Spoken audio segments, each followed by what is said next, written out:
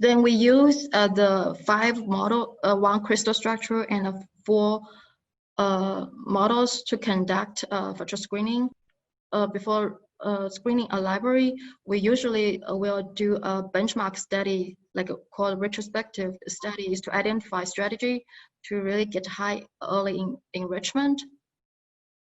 As I talked previously in the SARS CoV 3CL is very similar to SARS CoV 2 3CL protease.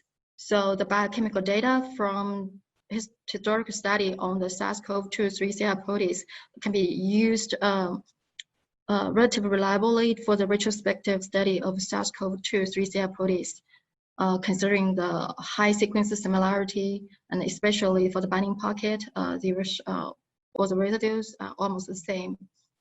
So we construct a small benchmark set for the docking study. It includes non-covalent actors, 12 from SARS-CoV-2 studies from Professor Zhang's group, and another 11 is from the SARS-CoV 3CL protease studies with IC50 lower than 100 nanomolar after clustering. Due to the limited data, we only found around 170 experimental inactives from historical data with IC50 lower, greater than 15 micromolar and inhibition rate lower than 20%.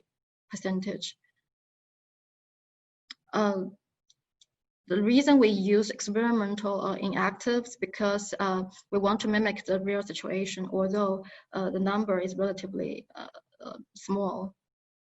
So we screen this the benchmark set on different protein conformations, and we evaluate the ensemble ranking, which include relative protein flexibility and see how it works. And here's the left for this table. The left column just shows like which crystal structure or which homology model we used. Based on the analysis, we see on top 2%, which is like top 4. The docking score can identify 2 actives, which is half with the top hits. When we look at the top 15, which is like actually top 30 around, the docking score can identify different actives based on which model you used. When we do the ensemble docking or ranking, we see that there's more hits, more actives have been identified. We're also using different scoring functions to post-process the docking, and one is like MMGBSA, which is a force field-based score, and also another is DL score, which is a deep learning score trained on the experimental active inactive data. Overall, we see that ensemble docking based on the docking score gives the best early enrichment. We will use that for prospective screening. Also, another observation is that we see it is relatively difficult to differentiate active from experimental inactive, considering the benchmark studies to differentiate active from putative decoys, because putative decoys usually have a similar physical chemical properties like a molecular weight silico, but have different topology. But for the experimental inactives, usually they have similar topology, even similar physical chemical properties. So it's relatively difficult. But we want to use this benchmark study to really mimic the real situation. And we also observed that the MMGBSA rescoring of the docking study on the crystal structure gives a relative comparable early enrichment, and due to the small benchmark set we are using this strategy as well in the prospective virtual screening. This slide gave a demo how we use the virtual screening to screen a reframe library for the drug repurposing purposes, but the general approach can be applied to other the virtual screening of other libraries. So the reframe library contains around 12K compounds with demonstrated safety in human, including approved drugs and drugs in clinical stage. So we do the ensemble. Here's the workflow of the virtual screening.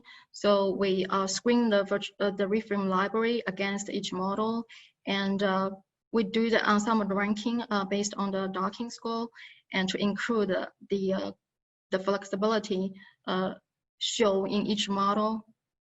And we also rescore the screening result against this crystal structure using force field-based rescoring functions.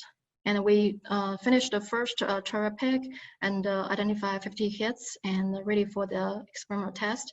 And we also use a molecular dynamics-based approach to rescore the top hits to include more protein flexibility. And we will do the second cherry pick and then and the tested experiment. So among the first round pick, that 50 hits, there are compounds which are not included in benchmark. Later show the potency in experiment conducted by other groups which are published. One is the Navio, the structure is shown here, which is the HIV protease inhibitor, which also demonstrate a cellular potency. Another compound is this one from a reframe library as well. This compound also demonstrates the cellular potency as well, although it's a covalent. It's kind of surprising. The main reason is that the virtual screening is kind of a rough classification model, so it can happen. As the COVID-19 can stay permanently for a very long time, where there are efforts to identify new chemical matters in the long run. Our institute also joined that effort. As I mentioned before, that there are historical data on the SARS or MERS 3CR protease there, and also studies on the other cysteine protease. What we learned from these data is that there are peptidomimetics compounds, and also there are small molecules as well. They're covalent inhibitors, and they're also non-covalent inhibitors. Normally, it's relatively challenging to get potent non-covalent inhibitors. So these data can help us to really to design what type of inhibitors in the drug discovery. Here on the left figure, just to show a binding pocket with peptidomimetics covalent compounds bound. This is published on Science this year, and this compound has a relatively good PK. To identify new chemical matters for the hit discovery stage, as I mentioned before, that we can use virtual screening to screen a large diverse library with normal chemotypes. We also can reevaluate the hit from historical data, how this hit works on the SARS CoV-2 3CR protease. And once we have a hit on the hit to lead and lead optimization stage, if we want to design covalent inhibitors, you probably need to identify selective warheads. QM-based models can help predict the reactivity and somehow tune the warhead reactivity to potentially help the selectivity study. And also, we need to improve potency. Usually, we can, enumerate the library for the subpocket. For the protease, there's different subpockets here. For example, here, this is S1 binding pocket, S2, S3 is solvent exposed, this is S4. There are also S1 prime pocket here. So we also can do rational design based on structures and enumerate compounds or design compounds by covalent docking, or even further using MD-based approach to estimate binding affinity, etc. As we want to make a drug, we need to improve the drug-like properties like we can use admin tox predictions to help Medichem to evaluate the drug-like properties. In the end, thank you for listening. I hope you find this class interesting and have a taste of how a computational approach applied and assist to the drug discovery process. Although there's a limited demo here in the class.